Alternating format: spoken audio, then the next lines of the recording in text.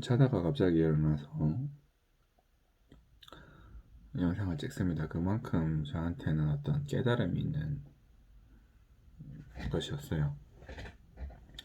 최근에 제 인생에서 삶의 주제는 삶의 의미란 무엇인가, 우리는 어떻게 살아야 되는가에 대한 것이었습니다. 근데 여기에 대한 이 고민도 되게 오래 했었는데, 몇 년간 했었는데 계속 답이 안 나다가 어제 저녁에 마침내 제가 답을 냈습니다. 대답은 죽음에서 찾을 수가 있어요. 우린 죽기 위해 산다. 죽기 위해 살고 있습니다. 우리가 세속적인 가치들 중에 돈, 명예 이런 것들을 계속 추구를 해도 이러한 것들이 진정한 삶의 만족을 계속 주지는 않아요. 물론 삶의 만족을 주기는 주는데 특정 수준 이상이 되면 별로 의미는 없죠. 그러니까 옛날에 못 먹고 살 때는 삶의 의미가 돈이었을 수 있습니다. 그게 가장 필요한 가치였으니까. 근데 지금은 그렇지 않아요. 지금은 뭐 돈이 없어서 막 자살하는 그런 사람들한테는 어떤 사치스러운 말이지. 뭐 저도 그렇게 될지도 모르지만, 그러나 그게 어느 정도는 해결됐다고 생각을 하고, 우리가 원하는 것들은 그러한 가치들에서는 절대 만족시킬 수가 없습니다. 진정한 삶의 의미와 가치는 희생과 헌신입니다. 이게 결론입니다. 희생과 헌신.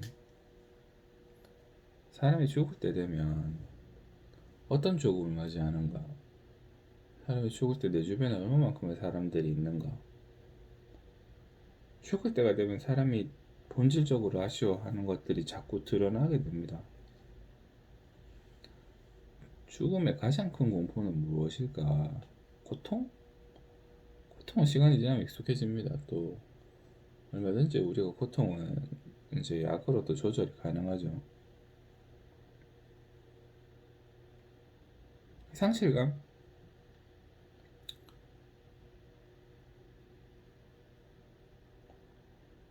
상실감,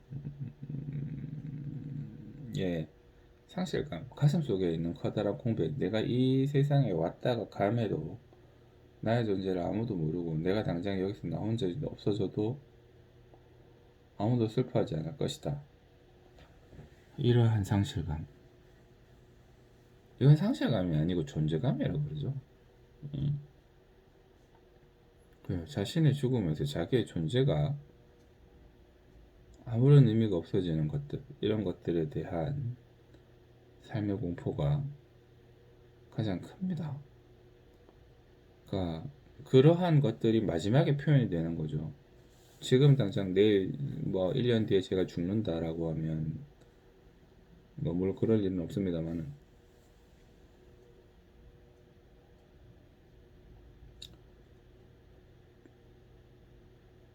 돈이 문제가 아니라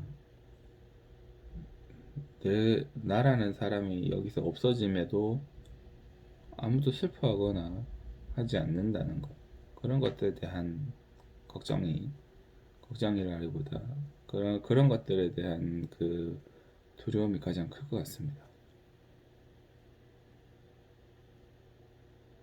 제가 사람을 쓰고 있는데 직원이 한 명이 나간다. 직원이 한 명 나가도 아무런 느낌이 없는 그런 상태가 되면 그 친구 입장에서도 오래 일했는데 아무런 그 되게 뭔가 허탈할 것 같아요. 반대로 그 직원이 떠날 때 이제 저희 병원에 아무런 미련이 없다. 홀가분하게 만든, 뭐 홀가분한 거는 괜찮습니다만, 그 사람이 여기에 있었음으로 인해서 있었던 시간 자체가 그 사람에게 굉장히 큰 돈 이상의 의미가 없었다 라고 하면, 어, 저는 사업주 입장에서 굉장히 슬플 것 같습니다. 사람이 다른 사람에게서 살아가는 것, 나의 죽음을 안타까워하고 슬퍼해줄 수 있는 것, 물론 그것도 타인에게서 가치를 찾는다고 할 말은 없지만 내 삶에도 충만하게 삶의 충족감을 주는 행위가 있습니다. 그게 바로 희생과 헌신입니다. 우리는 행복을 영원히 느낄 수 있도록 디자인되어 있지 않아요. 삶의 쾌감이라고 하는 건 여기서 잠깐 저기서 잠깐 저기서 잠깐 느낄 수는 있지만 그게 영원히 지속되지는 않습니다.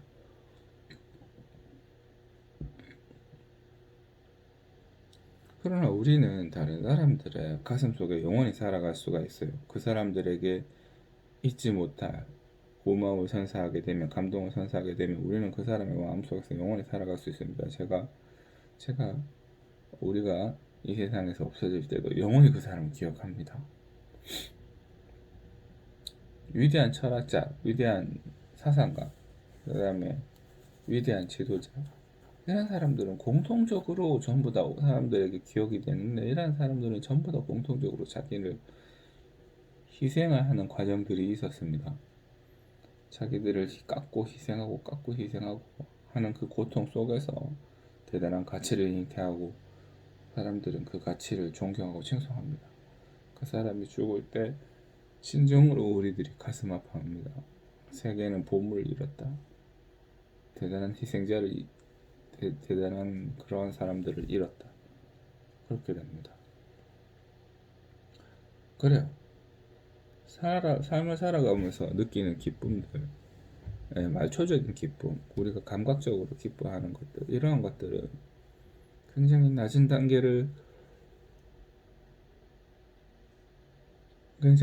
단계를 구성하고 있습니다. 이러한 것들은 특정 수준이 돼도 그 이상으로 치고 올라올 수가 없어요. 그 단계에서 헤매고 있으면 슬픈 삶이죠. 일 중에서 우리가 수익을 마련하는 게 그 정도 레벨에 있습니다. 그냥 큰 돈을 벌었다. 그 정도입니다. 내 개인에 대한 만족감은 그거 이상으로 올라가지 않아요. 그거 이상으로 올라가지 않는 건 애써 부인하고 돈 자랑하는 사람들은 그 다음 단계가 있는 걸 본능적으로 알지만 그 다음 단계로 못 들어갑니다. 왜냐하면 이 밑에 있는 걸 희생을 하면서 그 위로 올라가야 되니까요. 그래서 그런 사람들은 공허함만 남습니다. 할 게 없으니까 계속 돈 자랑만 하는 거예요. 공허하죠. 아무도 그런 사람들을 좋아하지 않습니다. 그 다음 단계로 못 나갑니다. 이미 그 사람들에게 그 돈은 삶에 아무런 의의를 제공하지 못해요. 그 다음 단계. 내가 가진 걸 희생하면서 직업에서 돈을 버는 속성만 있는 게 아니라 직업에는 이타적인 속성이 반드시 포함되어 있습니다. 내가 하는 모든 일은 이타적인 속성이 포함되어 있습니다. 그래서 일에서 충분히 자아를 실현할 수가 있습니다. 하는 일에서. 왜냐하면 그 일 자체가 희생적인 성격을 가지고 있거든요. 우리가 일을 함으로 인해서 타인에게 행복과 기쁨을 제공하죠. 그런데 그 사람들로부터 그 대가로 받는 돈보다 사실은 더 많은 걸 제공해요. 그럼 더 많은 걸 제공하기 일을 해야 됩니다. 내가 딱 한 것만큼 받은 만큼만 한다. 이거는 일이 가지고 있는 이타적인 속성에서 꼭 맞지는 않습니다. 일을 하면 무조건 타인에게 좋은 것을 주는데, 그러니까 일을 해서 돈을 벌 때 올바로 해야죠. 절대 사기 치면 안 되죠.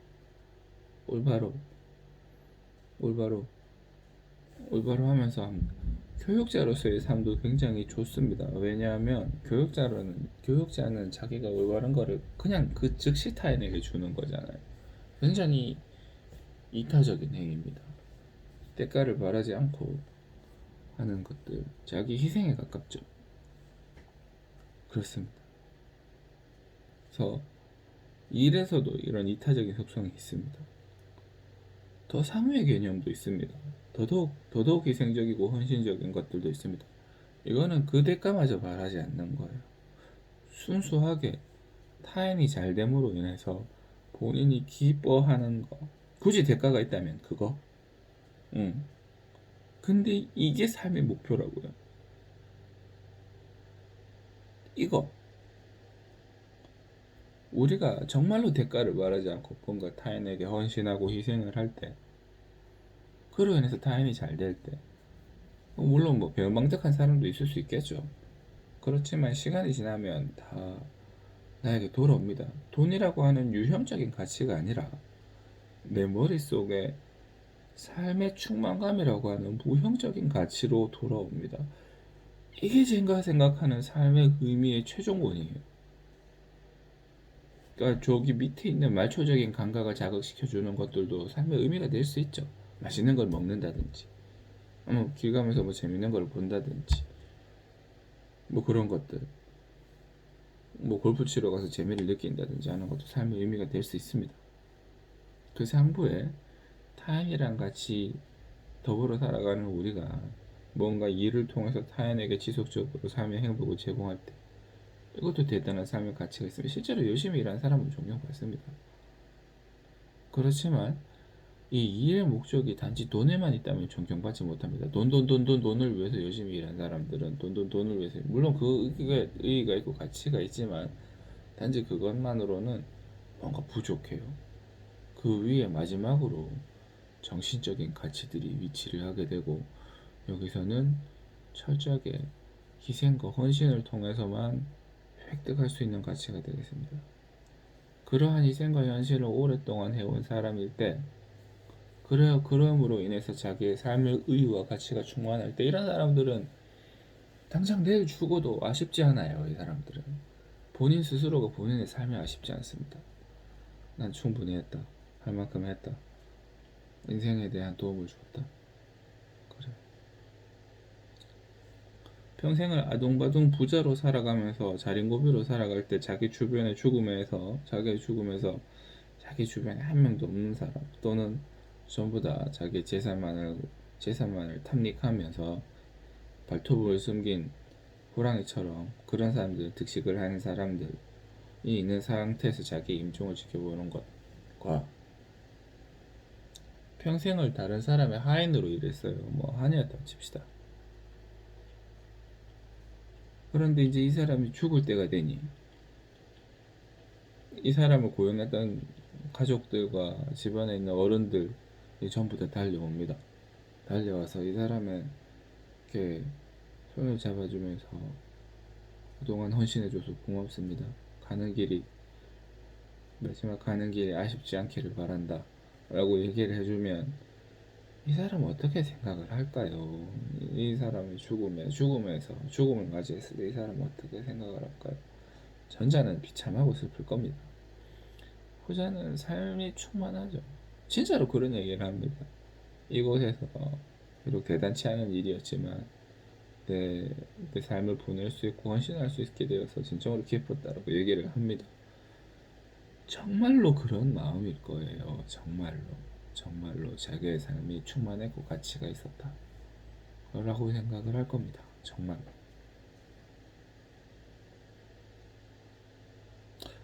우리가 돈을 버는 이유는 타인에게 베풀기 위해서입니다. 아니 물론 무슨 공산주의적 가치로 베풀어라, 너 돈 있어 베풀어, 이런 거는 아닙니다. 그거는 빼뜨는 거죠. 합법적으로 타인에게 빼뜨는 거죠. 우리는 우리가 가지고 있는 거를 자본주의적인 가치로도 충분히 나눔을 실행할 수가 있어요. 내가 더 큰 돈을 벌고 더 큰 사업을 일러서 더 많은 사람들에게 행복을 나눠준다.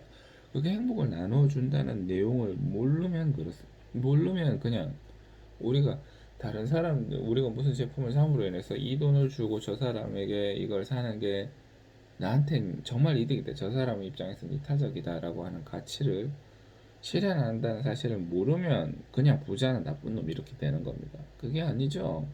일을 통해서, 사업을 통해서 우리는 타인에게 얼마든지 이익을 제공할 수가 있습니다.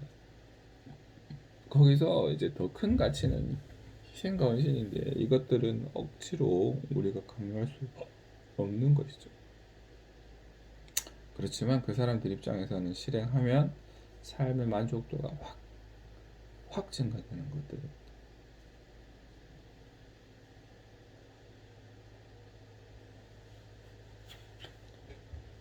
이러한 삶의 만족을 위한 희생과 헌신을 위해서는, 진정한 의미의 희생과 헌신을 위해서는 어떻게 해야 되는가?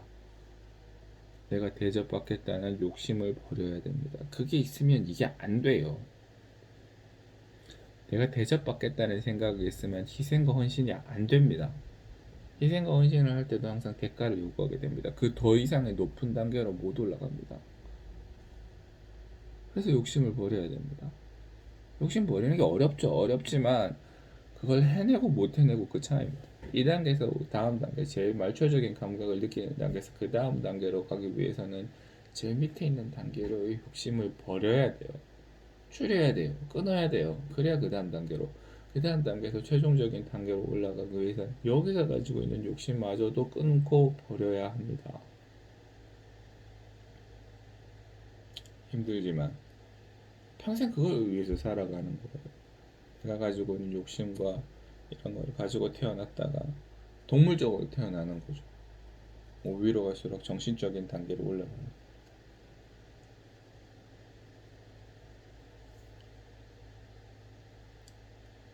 굉장히 오랜 시간 동안 고민을 했는데 답을 찾게 돼서 사실 너무나 기분이 좋습니다. 자다 일어나서 막 영상을 찍습니다.